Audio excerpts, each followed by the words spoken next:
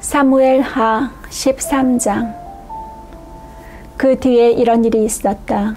다윗의 아들 압살롬에게는 아직 결혼하지 않은 아름다운 누이가 있는데 이름은 다말이었다. 그런데 다윗의 다른 아들 암논이 그를 사랑하였다. 암논은 자기의 누이 다말을 사랑하였으나 처녀이므로 어찌할 수 없는 줄을 알고 병이 나고 말았다. 암논에게는 요나답이라고 하는 친구가 있었는데 그는 다윗의 형 시므이의 아들이다. 요나답은 아주 교활한 인물이었다. 마침 그가 암논에게 물었다. 왕자님, 나날이 이렇게 안색이 수척해지는데 웬일이십니까? 나에게 그 까닭을 알려주지 않으시겠습니까? 암논이 그에게 말하였다. 나의 아우 압살롬의 누이 다말을 내가 사랑하고 있기 때문이요. 그러자 요나답이 그에게 제안하였다. 왕자님은 침상에 누워서 병이 든 채 하십시오. 부왕께서 문병하러 오시면 누이 다말을 보내달라고 하십시오. 누이 다말이 와서 왕자님이 드실 음식을 요리하게 하면 좋겠다고 말씀하십시오. 다말이 왕자님 앞에서 음식을 요리하면 왕자님이 그것을 보면서 그의 손에서 직접 받아 먹고 싶다고 말씀드리십시오. 그리하여 암논이 침상에 누워서 병든 채 하고 있으니 과연 다윗 왕이 그를 문병하러 왔다. 그때 이 암논이 왕에게 요청하였다. 누이 다말을 보내주십시오. 제가 보는 앞에서 누이가 맛있는 빵 몇 개라도 만들어서 그것을 저에게 직접 먹여주게 하여 주십시오. 다윗은 다말의 집으로 사람을 보내어서 지시하였다. 어서 네 오라빈 암논의 집으로 가서 그에게 먹을 것을 좀 만들어 주어라. 다말이 자기의 오라버니 암논의 집으로 가서 보니 그가 침상에 누워 있었다. 다말이 밀가루를 가져다가 익혀서 그가 보는 앞에서 맛있는 빵 몇 개를 빚어 잘 구웠다.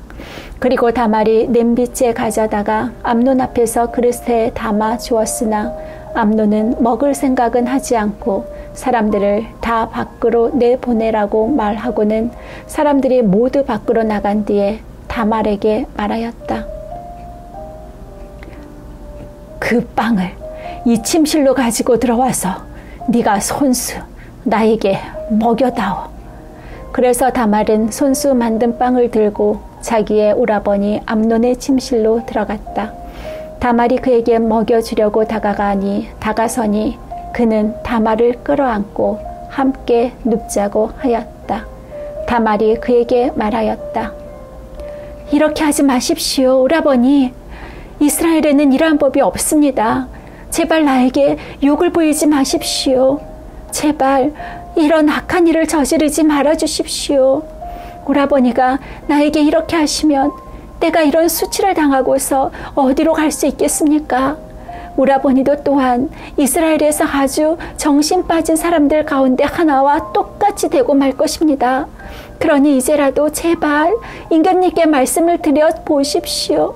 나를 오라버니에게 주기를 거절하지 않으실 것입니다. 다말이 이렇게까지 말하는데도 암논은 다말이 애원하는 소리를 들으려고 하지도 않고 또 오히려 더 센 힘으로 그를 눕혀서 억지로 욕을 보였다. 그렇게 욕을 보이고 나니 암논은 갑자기 다말이 몹시도 미워졌다. 이제 미워하는 마음이 기왕에 사랑하던 사랑보다 더하였다. 암논이 그에게 당장 일어나 나가라고 소리를 버럭 질렀다. 그러자 다말이 암논에게 말하였다. 그렇게 하시면 안 됩니다. 이제 나를 쫓아내시면 이 악은 방금 나에게 저지른 악보다 더 큽니다. 그런데도 암논은 다말의 말을 들으려고 하지도 않고 오히려 자기의 시중을 드는 하인을 불러다가 명령하였다. 어서 이 여자를 내 앞에서 내쫓고 대문을 닫고서 빗장을 질러라. 암논의 하인은 공주를 바깥으로 끌어내고 대문을 닫고서 빗장을 질렀다. 그때의 다말은 소매에 색동으로 술을 놓은 긴 옷을 입고 있었다. 공주들은 시집가기 전에는 옷을 그렇게 입었다. 이제 다말은 머리에 재를 끼얹고 입고 있는 색동 소매 긴 옷도 찢고 손으로 얼굴을 감싼 채로 목을 놓아 울면서 떠나갔다. 다말의 오라버니 압살롬이 다말을 보고 물었다. 네 오라비 암논이 너를 건드렸지? 얘야, 암논도 네 오라버이니 오라비이니 지금은 아무 말도 입 밖에 내지 말아라. 이 일로 너무 근심하지 말아라. 그리하여 다말은 그의 오라버니 압살롬의 집에서 처량하게 지냈다. 다윗 왕은 이 이야기를 모두 듣고서 몹시 분개하였다. 압살롬은 암논이 누이 다말에게 욕을 보인 일로 그를 미워하였으므로 암논에게 옳다거나 그르다는 말을 전혀 하지 않았다. 2해가 지난 어느 날 압살롬은 에브라임 근처의 바알 하솔에서 양털을 깎고 있었다. 이때의 압살롬이 왕자들을 모두 초대하였다. 압살롬은 다윗 왕에게도 찾아가서 말하였다. 임금님, 제가 이번에 양털을 깎게 되었으니 임금님도 신하들을 거느리시고 이 아이들과 함께 내려가셔서 잔치에 참석해 주시기를 바랍니다. 왕이 압살롬에게 말하였다. 아니다, 내 아들아. 우리가 모두 따라가면 너에게 짐이 될 터이니 우리는 가지 않으마. 압살롬이 계속하여 간청을 하였지만 왕은 함께 가고 싶지 않아서 복을 빌어주기만 하였다. 그러자 압살롬이 말하였다.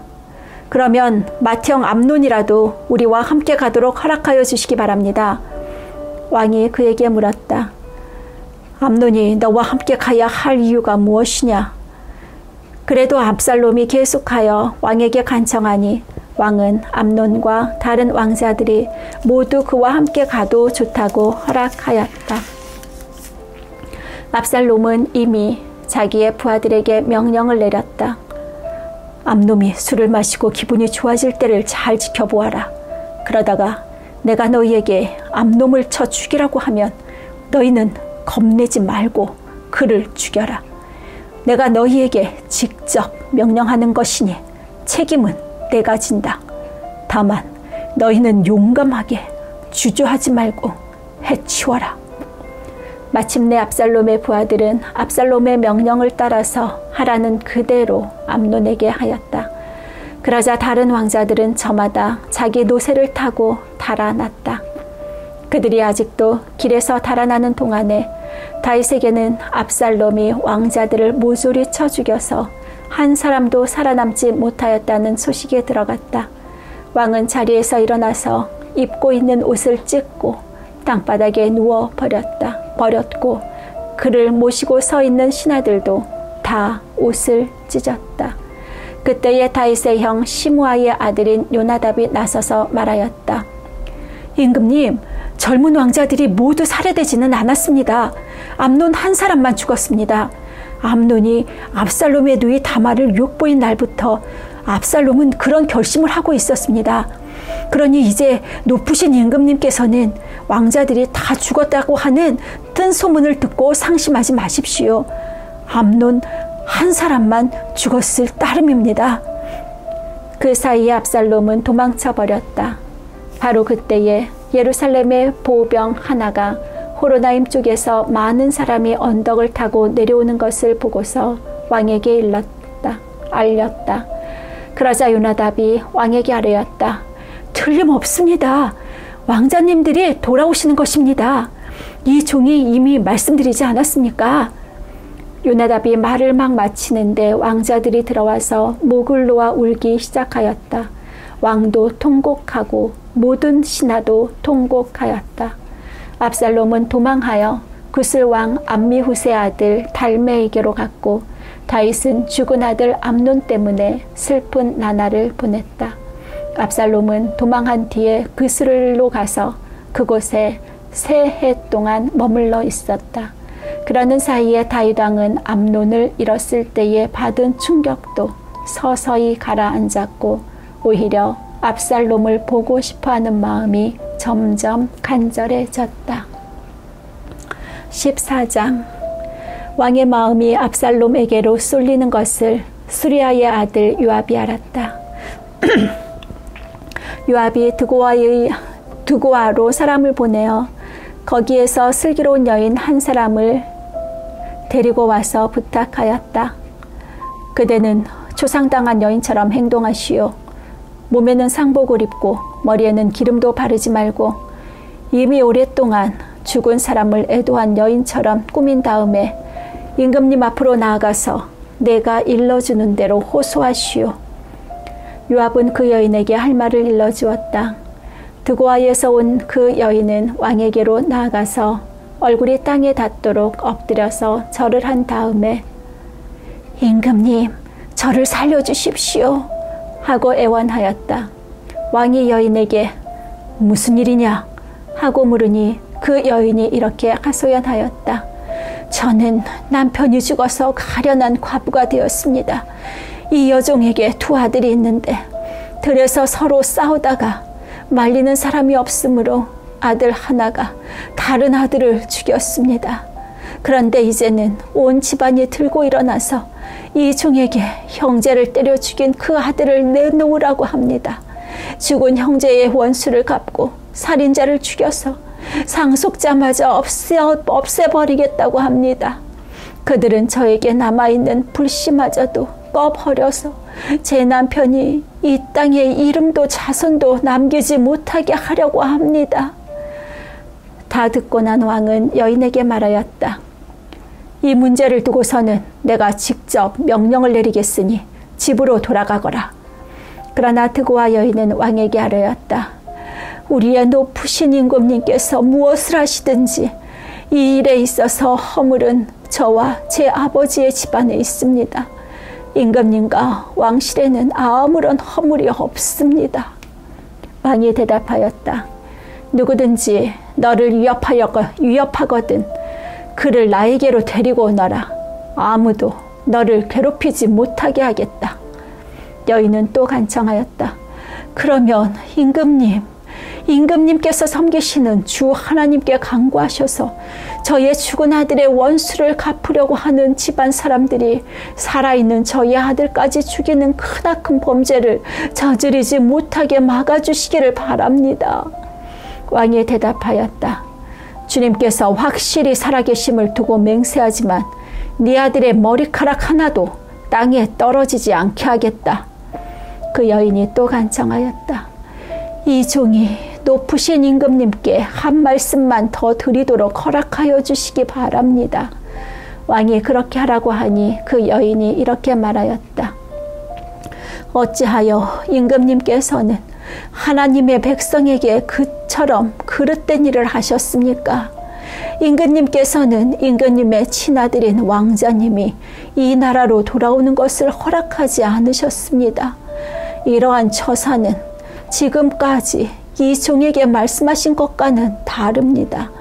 임금님께서는 그렇게 말씀만 하시고 왕자님을 부르지 않으셨으니 이것은 잘못된 일이라고 생각합니다. 우리는 다 죽습니다.